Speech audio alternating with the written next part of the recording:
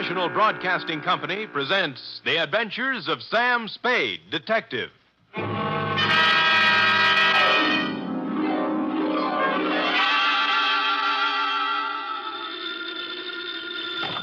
Sam Spade Detective Agency. Me, sweetheart. Sam! I heard you were hobnobbing with the wealthy set of our city. If what I was doing is their idea of hobnobbing, I'm glad I'm in the lower income brackets. What do you mean? What happened? I will only reveal that, Effie, in the intimate secrecy of our office. Was it that bad? Worse, F, emotions ran amok. Passions were strewn from Fisherman's Wharf to the peninsula. Hatreds festooned the very air. And there was jealousy, too. My. It was positively lurid, as they say. Well, do you think it's all right for me to hear it? Well, I'll expurgate it a little, F. I'll water it down to your strength. I'll use monosyllabic instead of polysyllabic words, and so on. Now, Sam, I want you to tell me everything you think I should hear.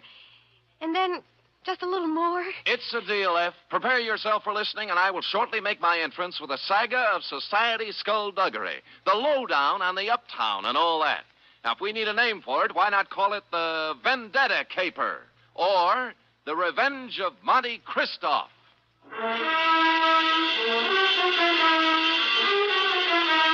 Transcribed for NBC, William Spear, radio's outstanding producer-director of mystery and crime drama, brings you the greatest private detective of them all in The Adventures of Sam Spade.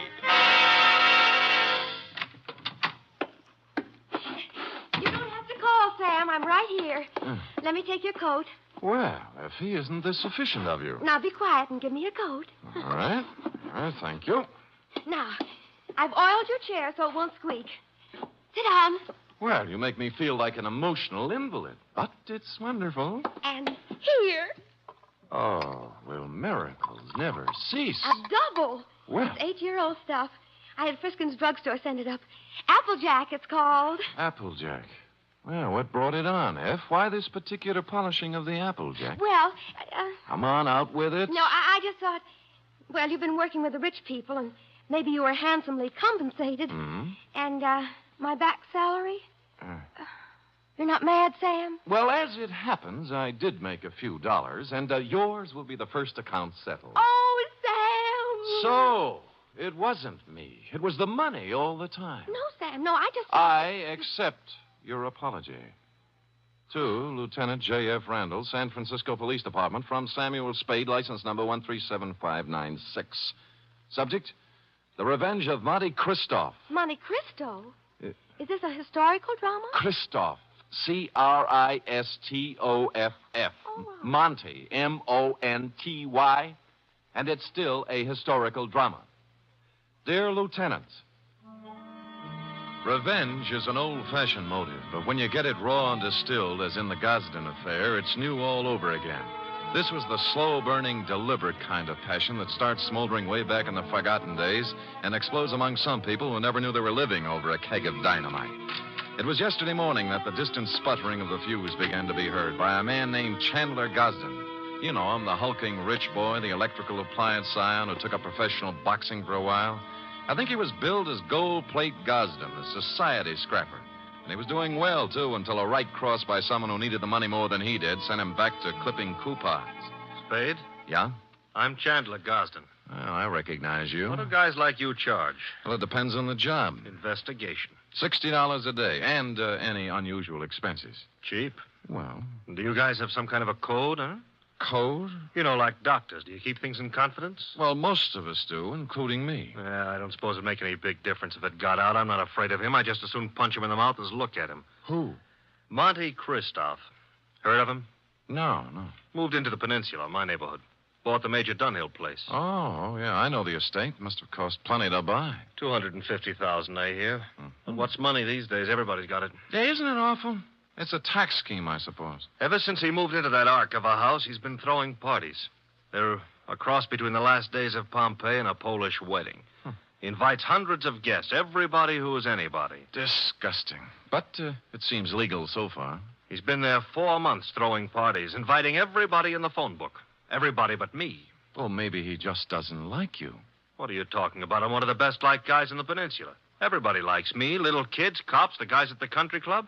I never had an enemy in the world. Besides, I got Virginia. Oh, who's she? My wife. Oh. One of the sweetest little girls that ever came down the pike. Well, my apology. She was a bald one. Oh. The year I married her, she was the social catch of the year among the women. Really? Yeah. So was I among the men. Well. Well, look, I got to tell you some more. A month ago, one of my company warehouses burned down. Somebody slipped up and the fire insurance hadn't been renewed. I lost $350,000. Mm-hmm. Guess who had lunch with my insurance man a week before the fire? Monte Cristo. You got it. Next thing is, the rumor gets around that the Gosden Electrical Company is on the verge of bankruptcy. No, of course it isn't. Absolutely not. Mhm. A gossip columnist reports that I'm going to close up shop and beat it to South America with what dough is left. Then when the stock prices start dropping, somebody suddenly buys them up so fast they disappear overnight. Some corporation I never heard of called the Dantes Corporation. I see. And then all my friends start getting unfriendly. As soon as I show up, everybody stops talking. Act as if there's some big secret about me that I don't know. And they've all been to Monte Cristo's parties lately. That's right. The week after he arrived in town, all these things started happening. Now, what I want to find out is why. I don't even know the guy, but he's making a big change in my life. Well, it sounds like you're entitled to know. I don't know how far I can get. The best I can do is find out who he is, where he comes from, who his friends are, all those things. Okay, you're hired. Now, find out everything about this Monte Cristo. I got to know what's going on. I'm sorry, Chandler. I wasn't able to get here when you said. The traffic was absolutely unbelievable. Cars everywhere. They must be giving cars away these days. Everybody has one. I think we should get a helicopter. Mr. Spade, my wife, Ginny.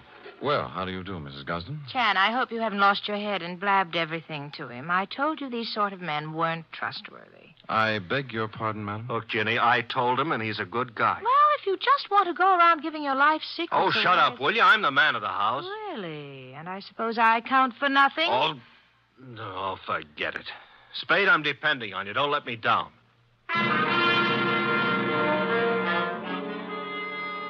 You wouldn't think a millionaire would be hard to biograph, but I came up with very little information on Mr. Monte Cristo.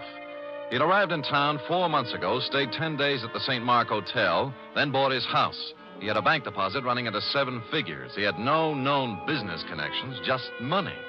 The register at the St. Mark said he came from Chicago, and an airline company verified that he'd been a passenger aboard one of their ships from the Windy City. This was as far as I'd delved when my place of business was entered by a man in powder blue livery. You Spade? The same. Mr. Monte Cristo sent me to pick you up. I see. Up for where? For his mansion on the peninsula. Oh.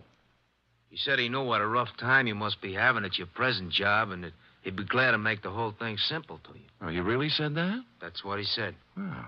But I don't know what it means exactly. Well, I don't know what it means exactly either, but there's one good way to find out. Home, James? My name is Bertuccio, sir. Bertuccio. I see. How long have they been calling you that? Well, let me see. It's about... Oh, what do you mean? I mean, it's my name. All right. We'll talk it over in the car.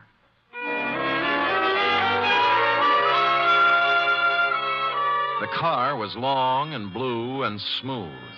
I'm as democratic as the next guy, and I would just as soon have ridden up front with Bertuccio, but no, he wouldn't hear of it. I had to ride in a back seat with a window of bulletproof glass separating us. And thus we rode down to the peninsula. We glided down elm-shaded streets and finally through the gate of Monte Cristo's estate. The driveway was lined with spring green poplars. The mansion door was opened by a rear admiral, and I was ushered in.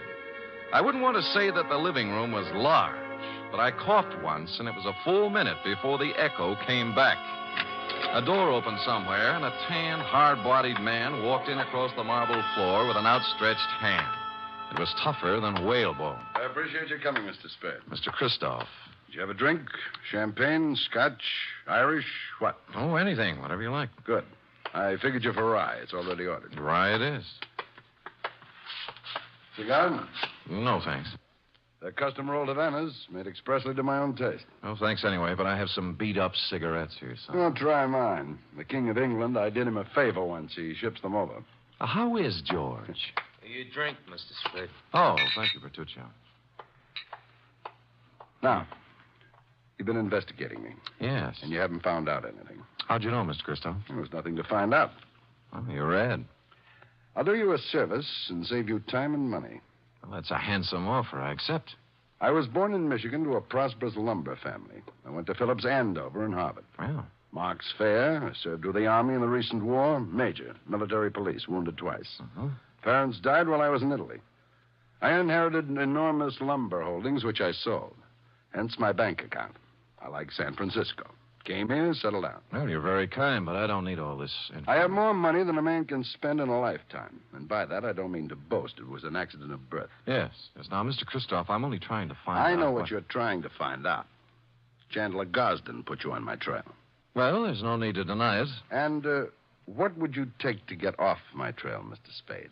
Well? New car, a selection of fine liquor, a better job, cash? All rather enticing, but I'm afraid you've misjudged me, sir. I only work for one client at a time. Is there anything wrong with switching your allegiance? Well, I'm afraid it wouldn't be cricket.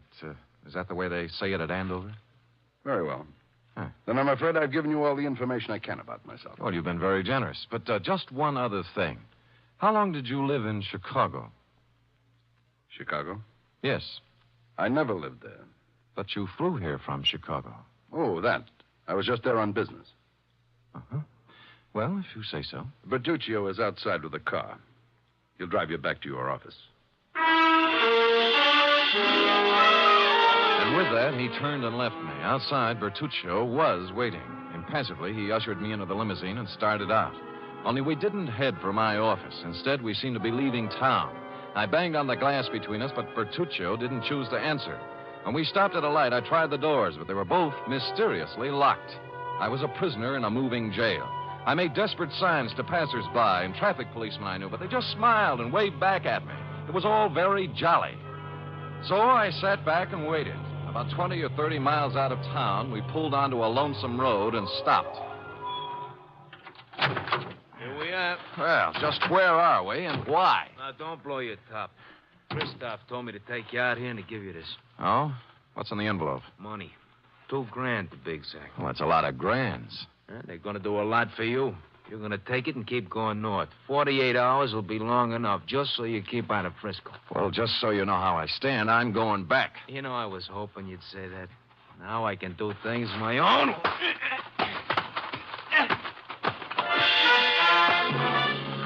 He pulled out a long black sap and started wielding it. The first cut just grazed my head and smashed into my shoulder. I blocked his second blow and moved in for some close work. The third time he swung at me, his arm caught an overhead tree branch, and that was his undoing. He took 4 or 5 and then went down and out. I searched him, and his billfold revealed that he was Joseph Kowalski, late of Chicago, Illinois. The cards and addresses it contained left little doubt that Kowalski was in the rackets. I threw him in the car and drove back to town and police headquarters. He was awake by then, and I had to drag him into the hall. You want him locked up, Sam? What for? Assault and battery, assault with a deadly weapon, assault with intent to murder, mayhem, anything. You can't lock me up. I didn't do any of those things. Anyway, if I did do them, it was in San Martin County, not Frisco. Well, Sam, I don't know what I can do. He's got to do something in our jurisdiction. Sure, see? All right, he picked my pocket on the way into town. Here, Kowalski. What? See, look, he's got my wallet in his hand right now. Why, of all the brazen lawbreakers, you going to let him get away with this, walking right into headquarters with the evidence in his hand? Oh, wait a minute. Come on, Kowalski. We go pretty hard on pickpockets in this town. I'm being framed. I want a lawyer. Get me a telephone. He was dragged away, protesting. He got no sympathy from me. He started. Lieutenant Randall then teletyped Chicago to find out more about him. In about an hour, the report came back. I won't read his whole record, Sam, but he's paid for everything, they say. He's clean. Huh? However, it does say he was the bodyguard for a man named Barney Moffat. It says Moffat was a shady business operator. Picked up several times, but nothing hung on him. He left town about the same time Kowalski did. He's listed as undesirable, but he's not wanted. Oh, thanks, Lieutenant. If a man named Barney Moffat had a hood named Joseph Kowalski as a bodyguard, and they both disappeared from Chicago at the same time, the obvious conclusion was conclusively obvious. I drove the limousine back to Christoph's estate. But as I parked the car, my headlights hit another car. There was someone getting into it, Mrs. Chandler Gosden. Who are you? What do you think you're doing? Remember me, Sam Spade? Oh, detective. Yes. What are you following me for? What were you doing in Christoph's house? I thought he wasn't a friend of yours, or your husband. Mr. Spade, get in, please. Let's talk. Okay, spill it. It's none of your business what I was doing in there. But whatever it was, I want you to forget you ever saw me. That'll be pretty hard to do. Would money help you?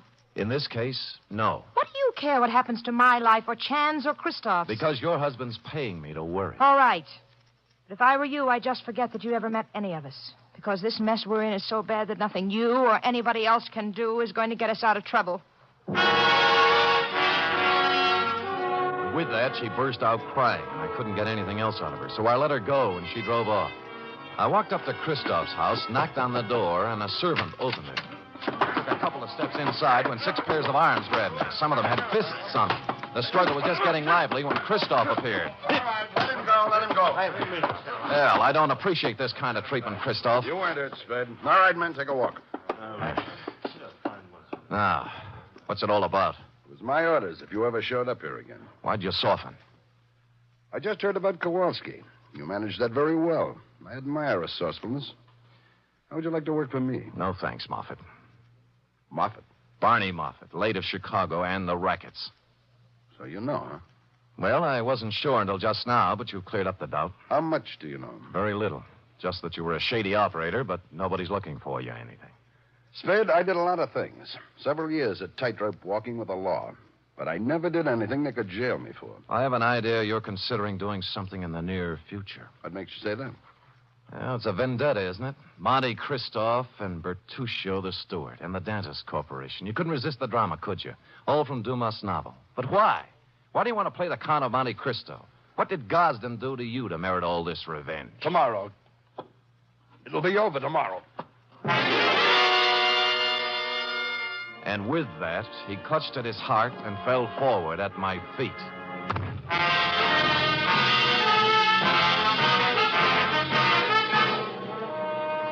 You are listening to the weekly adventure of radio's most famous detective, Sam Spade.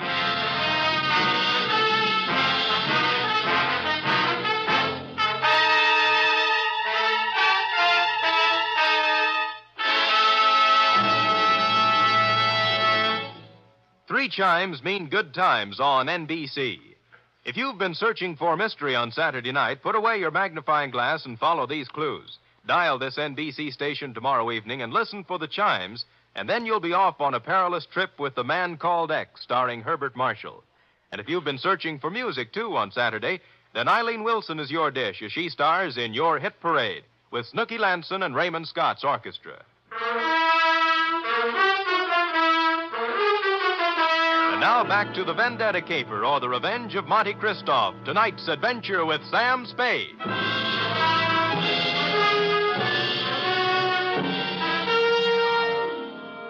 I bent over and listened to his heart. It was okay. Monte Christoph had just keeled over, apparently, from a crescendo of emotion. He blacked out. I didn't want to be held up by his henchmen, so I left the room and walked out of the house without calling anybody. I walked down the road, and good luck, there was an empty cab cruising along. At Chandler Gosden's, I found him pacing the living room in a state of physical and mental disorder. I told him what I knew. Vendetta? Why? I never heard of him. I never did anything to the man. Why would your wife go and see him? I don't know. Why don't you ask her? Because she hasn't been home all day, and here it is, 1 o'clock in the morning. She still isn't in. Tell me, is there something special happening tomorrow? Christoph seemed to think that everything would be settled tomorrow. It's our annual corporation election, just a matter of form. I'm elected president. A few other people voted into office, always the same people. Well, then he must plan to swing the election his way. Maybe put you in office. Oh, got a fat chance of that. I don't care how much stock he buys. Ginny owns 10%. I own 41. That's 51%. If he bought 49% in the open market, that still wouldn't be enough. We could still outvote him. You're sure you've got the stock in your possession? Sure. I saw it last week when I was down in the vault looking for my birth certificate. Stupid me, forgot I don't have a birth certificate. Huh? No, that must be Edson, my lawyer. Called and said he had something on his mind. Chandler, I have bad news for you. It can wait. No, it can't. This is Sam Spade, Ralph Edson. How do you do? Spade. Now, Chan, listen to me. All right, what's biting you? Just this. We're liable to lose that election tomorrow. What are you talking about? We can't. I just found out that Monte Christoph has 59% of the voting stock in Gosden Electric. 15? He can't have it. Oh, look, wait a minute. If my wife sold her stock, he could have 59, couldn't he? He could. Spade. Are you positive you saw her coming out of Christoph's house? I'm afraid I did. I'm going to find her. And if she sold any of her stock to Christoph, I'll kill her. I tried to dissuade him, but he brushed me and the lawyer aside and ran out of the house. I called the police and told them to try and find Virginia Gosden before her husband did. Then I went looking myself. The first place I tried was Monte Christoph's mansion. There were lights on, so I entered, gun in hand. I didn't have any time to dicker with servants and bodyguards, and Christoph appeared in a matter of seconds. All right, Spade, what is it you want now? Virginia Gosden. She hasn't been here since the last time you saw her. You know where she is? Haven't any idea. Well, if you know, tell me. Her husband's looking for her with homicide in his eyes. I can't say I'm sorry. Well, that's a nice sentiment. She sold you her stock in the Gosden Company, didn't she? Since you seem to know about it, yes. Why? She in love with you? I think maybe she is. And you're in love with her? She's a stupid, empty-headed nothing. I can't stand the sight of her. I hate her. Now, hold it now. You'll knock yourself out again. Yes. Yes. Come over here.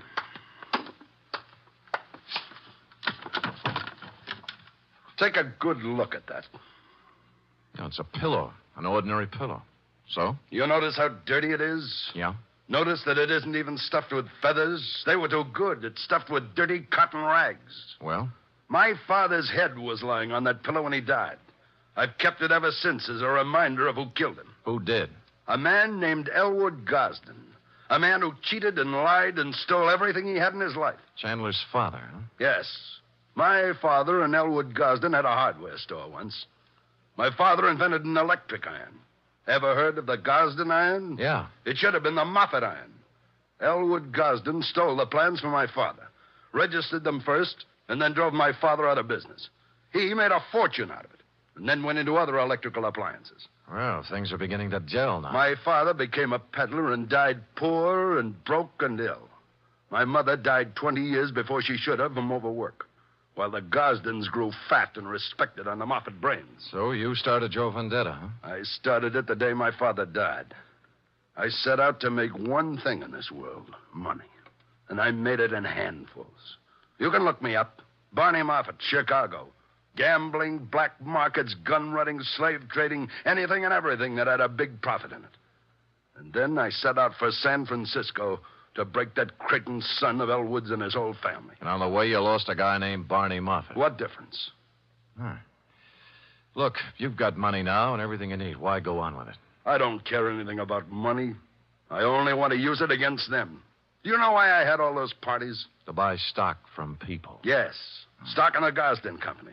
I've paid twice, 3 times what the shares were worth. But right now, I own 59% of the Gosden Enterprises. And tomorrow morning, when the two of us meet at the stockholders' meeting, I'm going to vote him out of office and take over the company. And then, I'm going to drive it right into bankruptcy.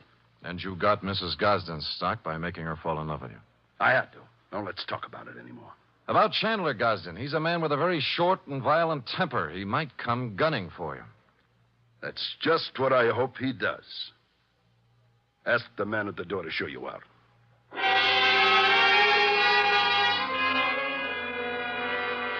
I spent most of the night trying to find Virginia Gosden with no luck. Chandler didn't return to his house, so I didn't know what he was up to. It was early the following day when I got my first report. Lieutenant Randall called me down to police headquarters. We found her, Spade. Dead or alive? Oh, about halfway in between. She was shot in the chest at close range. Gun right up against her. But she's still living. And what are her chances? Fair. Where'd you find her? In a walk-up apartment on Polk Street. It was registered to her. Looked like a love nest, a place where she met a boyfriend or something. No weapon. I see. I figure murder attempt, her husband. We have a pickup on him right now, but so far he's vanished. Shame. Fine old San Francisco family. What do you know, Sam? Well, give me a free hand for a couple of hours, will you? Maybe I can do something for this fine old San Francisco family.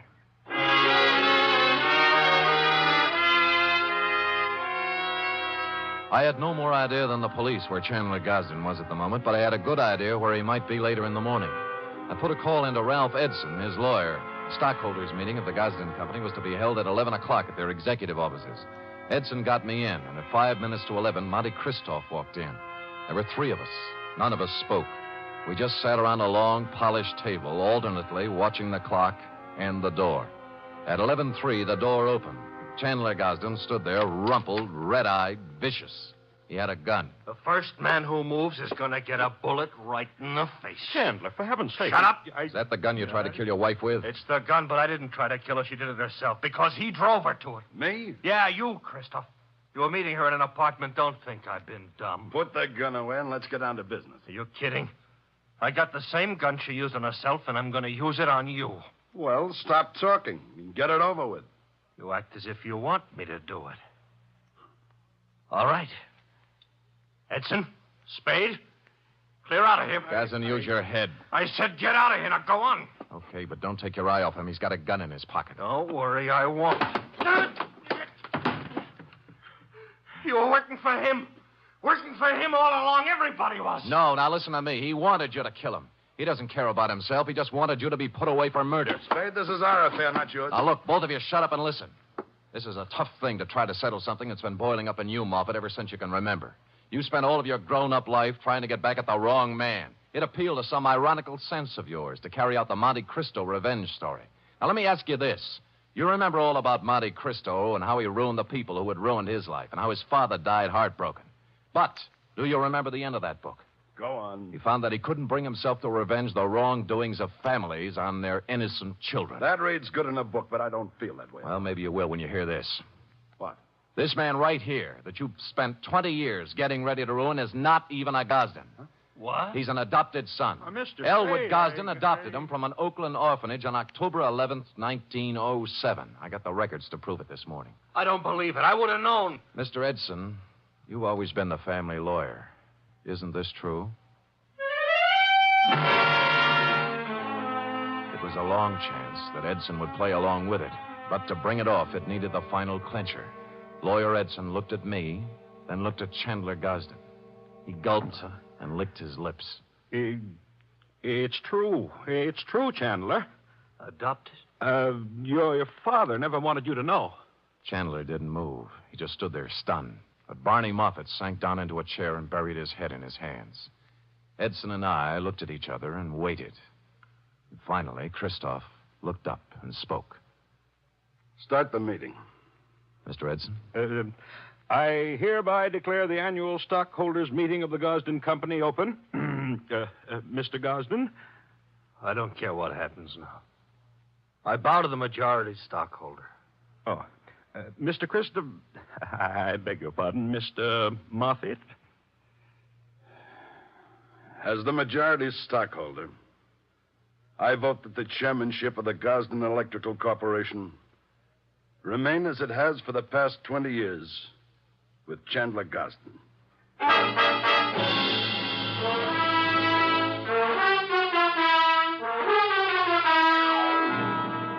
Period. End of report. Oh, Sam, you were magnificent. It was rather a stirring scene, wasn't it? I was good. But it was superb. It really was. Mm-hmm. Did he sign over the stock and everything? Oh, he did indeed. Oh. Sam, do you think the world will ever get to a time when everybody has all he wants? And instead of trying to get more, everybody spends his time just trying to enjoy life? Well, you know best, Effie. Do you really believe that, Sam? Well, you've got to believe something. It's better than nothing. I guess. I have a theory, too, Sam. Well, spout it out. Well, if everybody in the world picks somebody else to be nice to, there'll never be any more trouble anywhere. How do you figure that? Well, before you can be nice to somebody, you have to think nice thoughts. See? And once you start thinking nice thoughts, well, you can see how silly the bad ones are. Effie, come here. You know, I might just put you up as a candidate for a chair of philosophy at Columbia. Oh, Sam.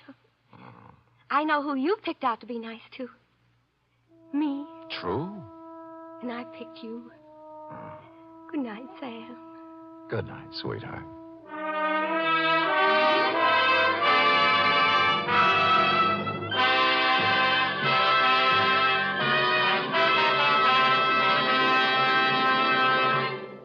Tonight's transcribed adventure of Sam Spade was produced, edited, and directed by William Spear. Sam Spade was played by Stephen Dunn, Lorene Tuttle as Effie.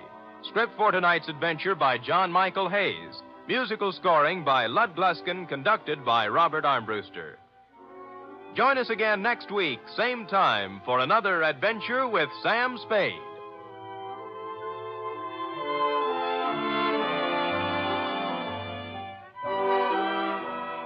Tomorrow, Dennis Day and Judy Canova entertain you on NBC.